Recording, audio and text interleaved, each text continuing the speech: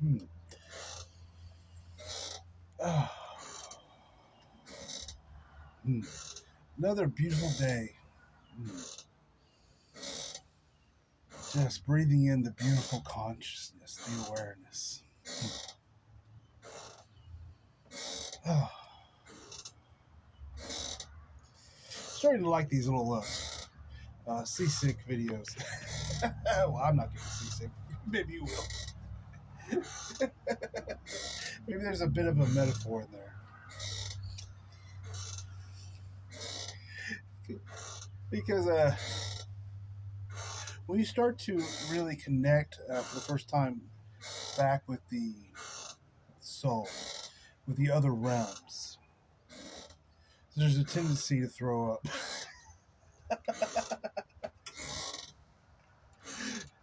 Oh, trust me on that.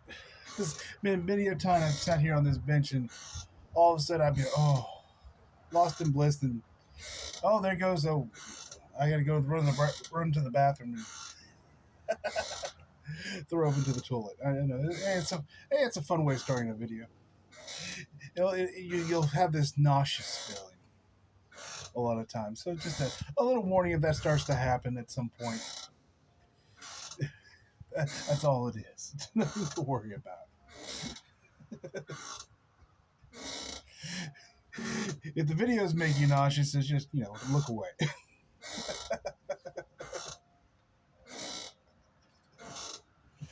All right, well, the fun part's out of the way. What I want to talk about today is the mirror. The mirror. Reality. It's been called a mirror because it reflects consciousness back to consciousness. It's what energy is. Energy is a mirror. Consciousness radiates its light, and energy reflects that back into consciousness, so consciousness can experience itself. Same way you may in the morning go look into a bathroom mirror to see yourself. Maybe I didn't do it this morning, but most people do. They might comb their beard and put stuff in it and comb their hair. I just put a hat on.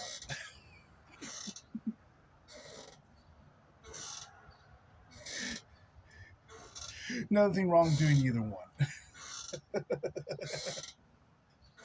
Some days I feel like, no, I just want to wear a hat. Some days, oh no, I want to gussy up my hair.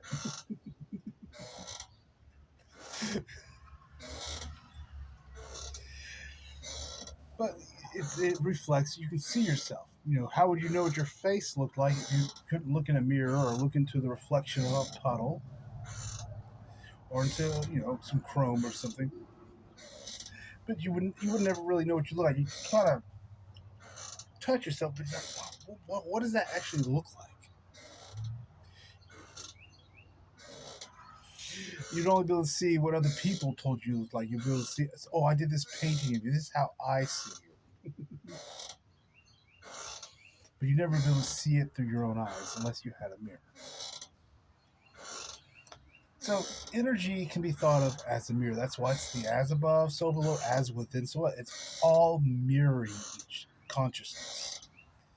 Consciousness moves, the image in the mirror changes. It's not the other way around.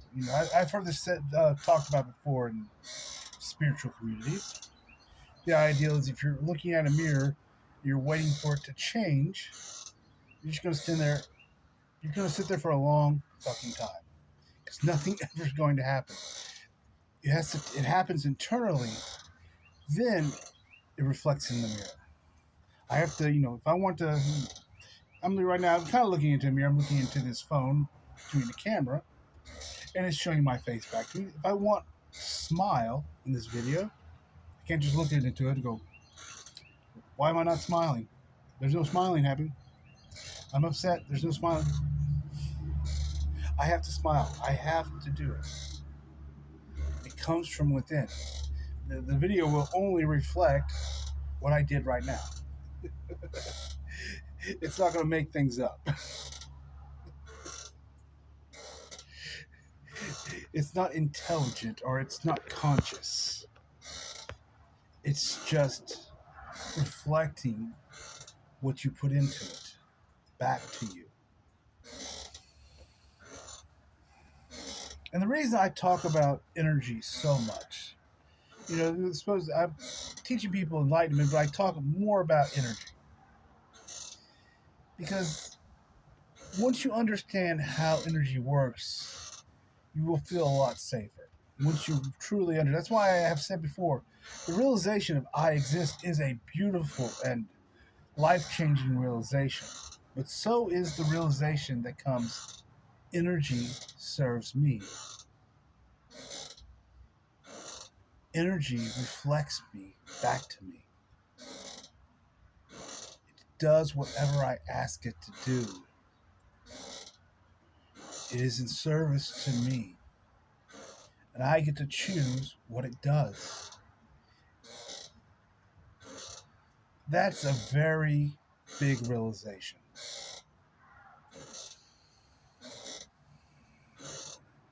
When Not when it's no longer a mental ideal or a concept, but it's something you know on a heart level. From here, not here. And it's just, you can feel it.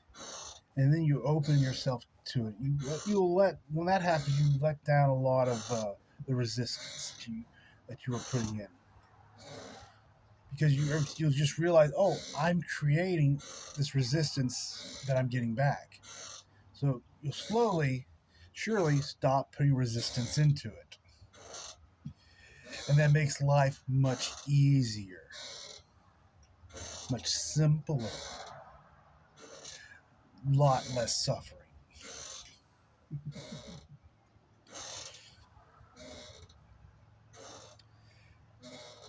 And we're able to do that much easier now because we've gone into this, you can say, new age, this time of consciousness, the returning of consciousness, the opening of the veil, the returning of the light of consciousness. When beings on this planet start to realize, I am that I am, they start coming back to the awareness of themselves. It at least becomes a viable choice for any human on this planet.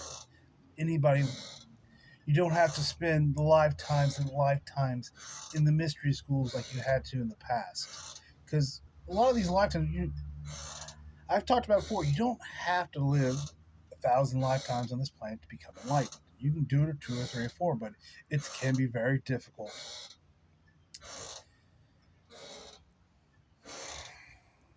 Because you can say there's a saying here, old souls. Old souls. There's no time, so there is no age.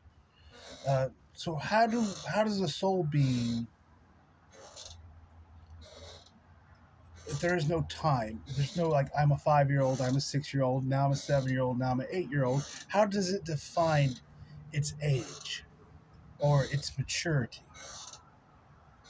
You can say it defines it by its experience. Not just that, because you can say, I lived 1,600 lifetimes on this planet, but someone else lived 500 lifetimes. We're both old souls. But say the person who lived 500 lifetimes, they allowed more than I did. They allowed their experience. So they had to go through less suffering. They got the experience they needed without having to go through all that friction. That's why I've said before, saying, oh, I've lived 1,600 lifetimes, but it's not really a badge of honor. It's more saying, oh, fuck. I went through the shit I didn't need to. I went through more suffering, more pain than I ever needed to. And there's nothing wrong with either one. It's not one is right or one is wrong. It is the soul's desire. Each soul has its own desired experience. And neither one is right and neither one is wrong. One is not better than the other. It's not that I didn't learn more. Am I 1,600 lifetimes than somebody who lived 500? Absolutely not.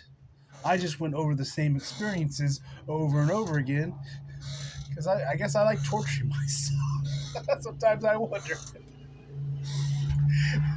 You gotta laugh about it. Let it be a joke. Don't take things so seriously. So, but that is how you could say the age of a soul is how much they have allowed of their experiences. Not just the experiences they had, but how much of that experiences they have allowed. Because when you allow experience, it becomes wisdom. Wisdom is what you have in maturity. So the more wisdom you have, the more you have allowed your experience, that is where you get your old soul from. It's not about how many lifetimes you lived, it's how many experiences you allowed. That's a more true way of putting it.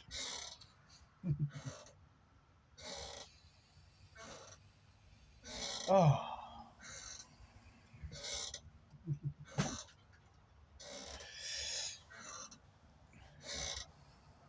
Oh, yeah, I was going to talk about the mirror. The mirror, it's a beautiful thing, but it can be the mirror will not. Now, the mirror in your bathroom is what most people think of when they think of a reflection. But energy is a kind of a special kind of mirror because it's not a physical mirror. It is reflecting your consciousness, not a physical object. And when you're in consciousness, there's things you're aware of, and there's things you're not aware of. And it will reflect both of those things back to you. We'll put it this way. UFOs. Let's talk about that. What are UFOs? Just to give you something to fill into. What are they? Are they really ships with little green men coming from outer space? I would say no. They are light beings. But the human mind makes them into something they're not. You can say they're light beings just shining their light, then humans kind of come aware of it.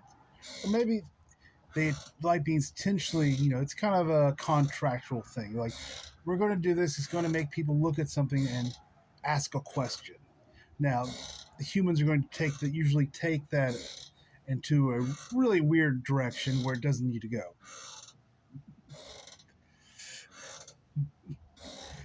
Oh, I'm sorry. I'm thinking about what I could say.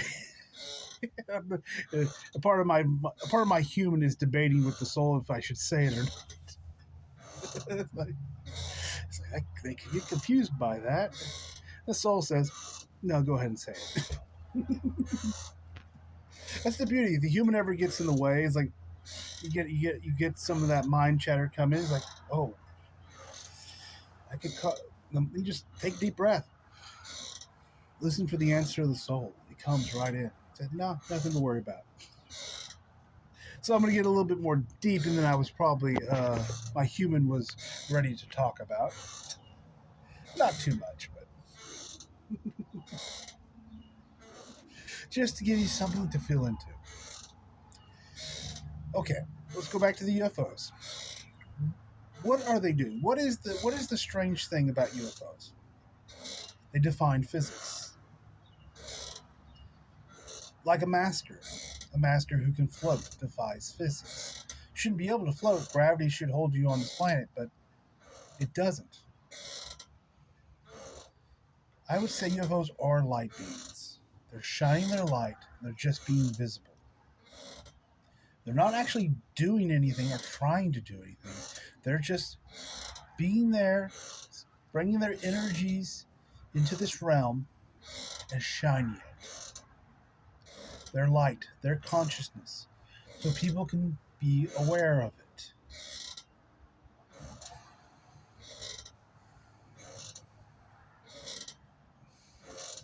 They're radiating this light. When people witness this radiance, they see, sometimes they'll see ships, or they'll see something they think is solid, or maybe it's solid for a second and it's not solid.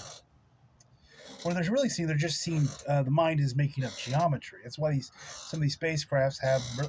Who would fly in a spaceship that looks like a tube? Does that make any fucking sense to anybody? Has anybody ever stopped and thought about that? It's like, what's designed a spaceship? Let's make it look like a fucking cylinder with no windows or anything on it. But when a human looks at it, they'll see windows. They'll put it there. The mind. There might be a longer video than I thought. Because we might talk a bit about how the mind filters. The human mind puts it there because it's trying to bring it into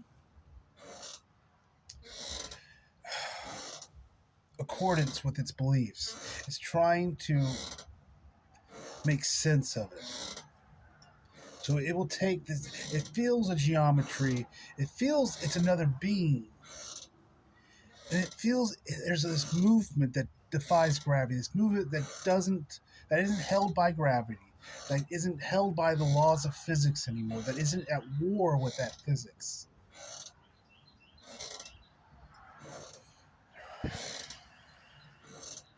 And the mind makes something up. It makes, it must be a ship, it must be this, it must be that.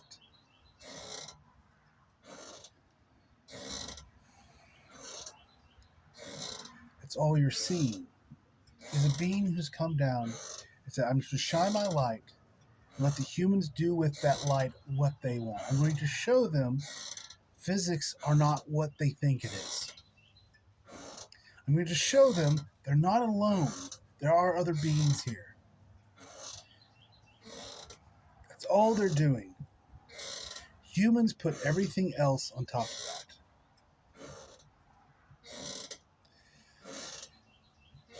It's not what you think it is. When you're looking into this mirror, the problem, it's being filtered by all these unknown beliefs to you.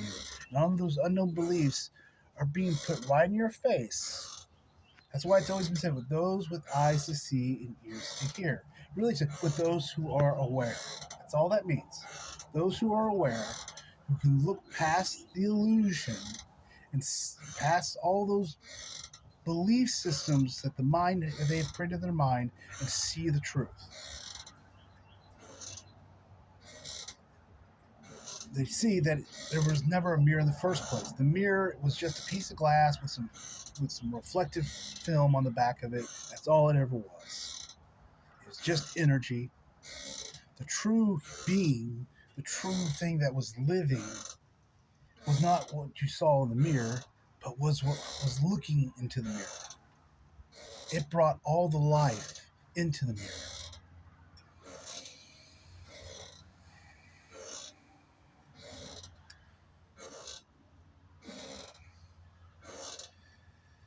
Oh, I know. I never know where these videos are going to go when I start making them. I'm like, really, we're going to. I'm stopping for a moment. My human part of me is going, okay, we're going to go into all this stuff today. I'm like, because when you come to enlightenment, you still have the human being, but you also have the other parts of you.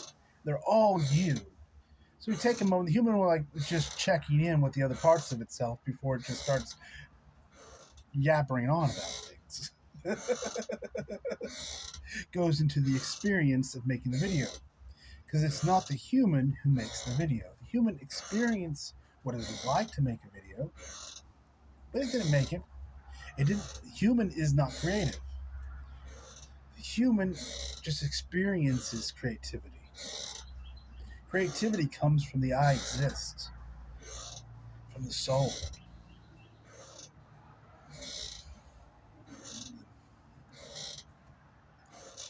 The beauty of that.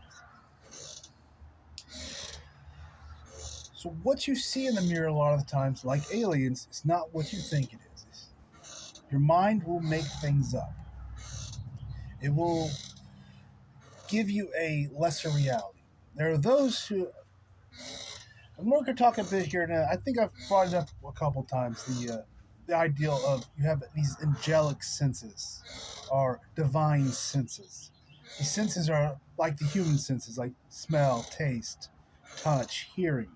But these aren't physical body or mental sensations. These are your divine. These are the way the I am experiences. So the I am doesn't have a body, it doesn't have a mouth, it doesn't have ears. Instead, it has its divine senses. I think the only one I've really talked about is at least saying that it was a sense was the sense of beauty, because the sense of beauty is a sense. You can feel beauty here in the heart. You see it here in the heart. Yes, a lot of people, you can see art from the mind, and it's interesting at times. But when you get that truly piece of art, it is heartfelt. It is heart moving. That's when you know you're feeling from that true sense of the I exist. Knowingness, Nost, is a sense. It's not part of a mind. It's not a mental thing. Knowingness is a sense of the I am. It just knows. Wisdom is a sense. You can feel wisdom. Like I can touch this bench or this wall. I can feel it with my hands. When you radiate your light, you can feel wisdom. You can feel beauty. You can feel Nost. Nost can feel like deja vu in a way. Because I've talked before in videos, there is no time. Everything has already happened in a way, but it hasn't been experienced. So when you have these realizations of Nost, these knowingnesses, they can feel like deja vu because it's in a way it's already happened, but now you're going into the experience. But you can feel into the knowingness of all the potentials and possibilities of all the paths that you can walk down, and you can know it before you do it. Now it won't be a mental knowing, it won't be like a checklist of knowing. It's just I know, and you just trust it, you walk into it. You go into the experience of it. Because really it's not about knowing it because you already knew it. You came here to have the experience of it, not to get intellectual about it.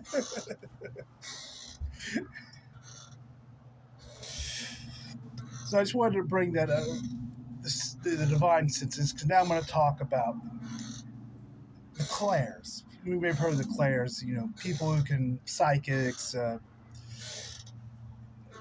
what is my mind just went blank what all the clairs are. But the clairs, the psychic stuff that people use. Those are not your angelic senses. The way I look at people who have declared, people who can see auras on people, they have a broken mind. Really, it's more truthful than saying they have some magical ability. No, their mind isn't filtering something out,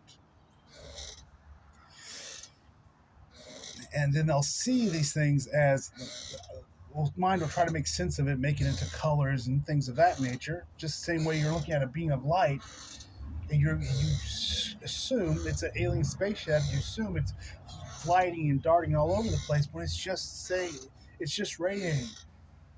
Reality is not what you think it is. Physics is not what you think it is. Gravity isn't what you think it is. Look deeper.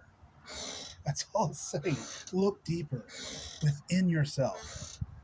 But most people say it must be flying saucers. It's little green men. There's spaceships out there. There's whatever the fuck it is. They'll create that. They'll manifest it. They'll be a dog chasing their own tail. Bring up all the synchronicity so they can have that experience.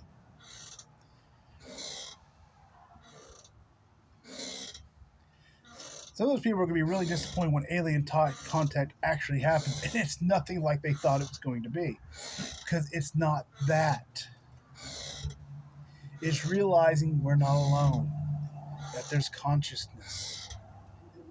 It doesn't mean little men laying on the grass. at the White House and saving the planet. That's a bunch of bullshit. It's just spiritual macchio, spiritual bullshit. It's some of the things people get caught up in the gravity of on their way to enlightenment. Not good. It's not bad. It serves a purpose because it does. When you're going through those experiences, those are very unique experiences.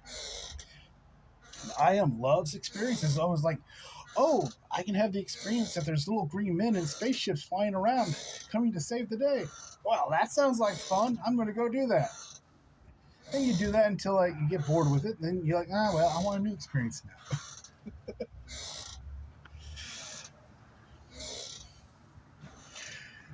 Don't take it so seriously. Laugh. Well, we'll get to the part I want to talk about. I was talking about the clairs. As I say, you can say it's to somebody who has a little broken mind. That's not a bad thing. It's just it means they have a part of their mind that isn't working the normal way that everybody else's is. There's a signal getting through the mind that other people don't get, but it still comes through the mind. It's not coming through your divine senses. So most people, when they trying to be spiritual or mystic, they go in search of these mental powers, these mental broken mind abilities, and they overlook the heart. Heart, where it's just there, all you have to do is breathe into it, open it. It's like you have a nose and you never used it. You never want to take a sniff, see what happens. And it's confusing at first because you never smelt anything before. Most people don't remember being a baby and smelling things for the first time, so they don't really remember what it's like. They don't consciously remember it. So they don't remember what it was like to have to figure out you had legs for the first time, or that you could open and close your eyes. But it's kind of like when you go back in the heart, it's like that. It's like being an infant child, like, oh, this is what is this thing? It's a finger. Oh, I'll suck on that for a bit. Well, that's interesting. That don't taste that good, but it's a little bit like that when you're going back into the heart for the first time. You're like an infant. You're just playing around with it, and you're not sure of it. You're going to start sucking your thumb and like, oh, what's this? Oh, that hurt. Oh, this. What can I do with this thing? Oh, I can touch. Oh, that's the first time a baby touches like a cat or a dog and feels that fur for the first time, you get all excited. That's kind of how the angelic senses start opening up. You're like, oh, wow, what is this? You don't know what a dog is. You don't understand what it is, but you're just feeling it for the first time. And because you have thousands of angelic senses, I just mentioned three of them: Nost, wisdom, and beauty. Those are some of the best ones and some of the favorite ones. Because you can just feel into the beauty of things. Feel into the beauty of music when you're listening to music, the beauty of it, beauty of nature. And that's a good thing to start doing now, because at some point, I ask you to start looking at the beauty of beautiful things out there, a beautiful painting, a beautiful song, beautiful landscape. At some point, when you get used to looking at beauty, opening up that sense of beauty, you're going to take it back within you. You're going to have that sense of beauty. You're starting to get used to it. You're no longer sucking your thumb or trying to figure out what these things are. Well, that smells bad. Oh, then you realize it's a dirty diaper. You start becoming more comfortable with the senses, then you're going to take them in within you. And that's a beautiful experience when you can take that sense of beauty, that sensual sense of beauty, and look at yourself. See yourself. Not with the eyes, but with this sense of the heart. Oh, that's truly a beautiful way of experiencing oneself.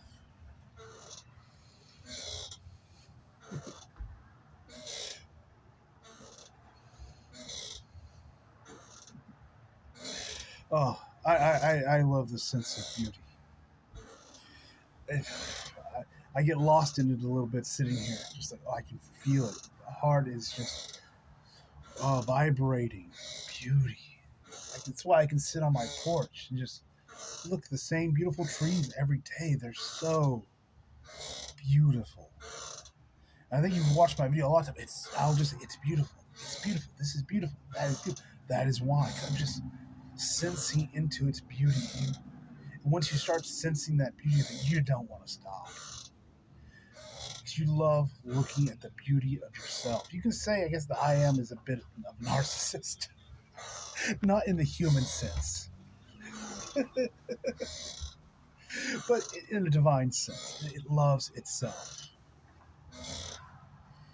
It knows it is the greatest thing in all its reality because it is the only thing in all its reality. Because I am that I am a sovereign being, as you are a sovereign being. I'm not better than you, not worse than you. You're not better than me, you're not worse than me. Nobody's on a pedestal, nobody is a higher ranking. We've all gone into different experiences. Some of us are a bit more mature than others. I guess this is why I want to bring up maturity. I'll talk about this too when it comes to space aliens. Well, what you call space aliens. I'd say they're multi-dimensional beings.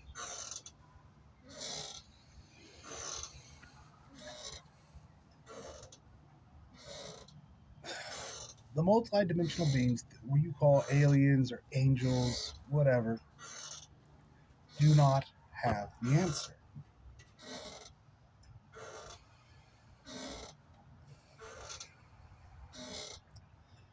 Sorry, I know this can upset some people, so I'm just feeling into it and seeing how I want to say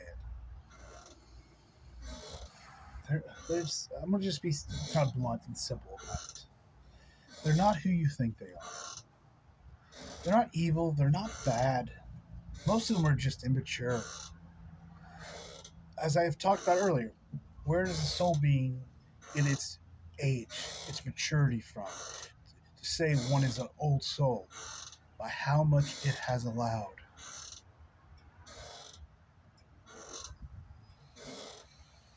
You can say that's why an ascended master, someone who has gone through the human experience and ascended it back into the other realm, is seen as such a figure of authority.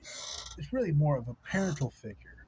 There's someone who came and allowed the earth experience. And that's a tough thing to allow. You could say that is the toughest thing in all of creation. It gives the most wisdom, the most maturity. Most of the beings people channel or talk to, not all of them, are very immature, very very low experience, very low allowing their experience.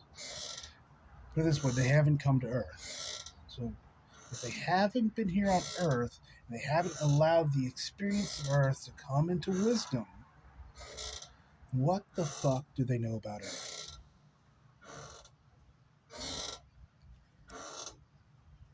They don't. They have a nos, they seem like they're higher than you just because they haven't lost that connection with the I am, that connection with their soul. And they can have high intelligence.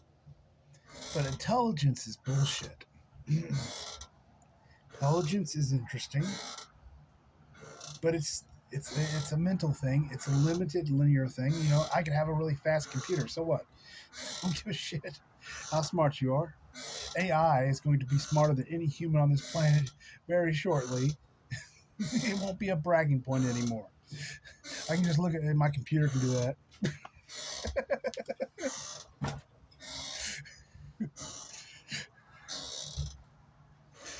So it's not really intelligence is not a bragging point. Consciousness is not intelligent. Consciousness does not have a mind. Mind is something you create. You can see it this way. You can say, pretend like, say a human is like an android. And if we wanted to make an android nowadays with artificial, it'd be difficult to put a artificial intelligence inside the android. We'd have to put it somewhere else. We'd have to make a server. We probably have to have two computers. You probably need a standard linear computer, like we have now, really supercomputers, and you'd probably want to add that in tandem with a quantum computer. Quantum computing, very interesting. Uh, Something you might want to check out, just briefly. You don't have to study it. Just kind of feel into it. But quantum computing is very interesting because you couldn't fit all that into an Android body. So what you do is you put that into a server room, then have a cellular or Wi-Fi signal that goes into the Android. Android just has a processor, picks up that signal, and takes all that computing. That's how the mind works. That's how the human mind works. The human mind is not in the body. It's not even really in this reality. It's nearby. It's in a nearby reality. You can say it is mass consciousness. Mass consciousness is that near Earth reality where everybody's mind is at.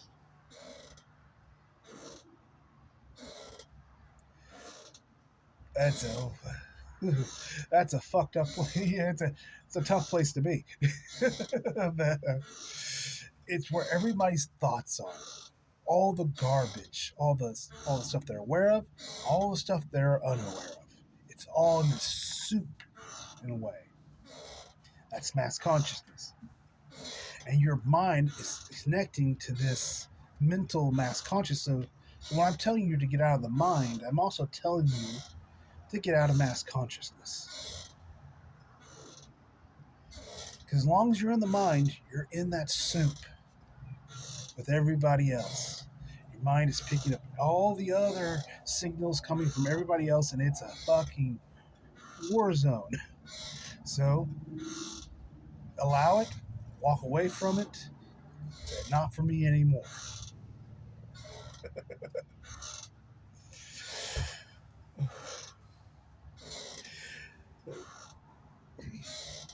What I was getting at here is you're not in the mind. And I forget what I was talking about. I get so passionate sometimes. It's like, what was this whole thing about? Mirrors or something? Oh, maybe that's just my IMs telling me, video's done. We'll end it there. That was a lot of information and even more things to feel into. That's a lot of things that can go against your belief systems. It can cause, oh, what the fuck? It can cause a little bit of imbalance for a minute, trying to figure things out. It makes things a bit wobbly. Oh, as always, it's a wonder and a joy to do this. So, wish you all a great day. I'm going to sit here and enjoy this beautiful sunny day.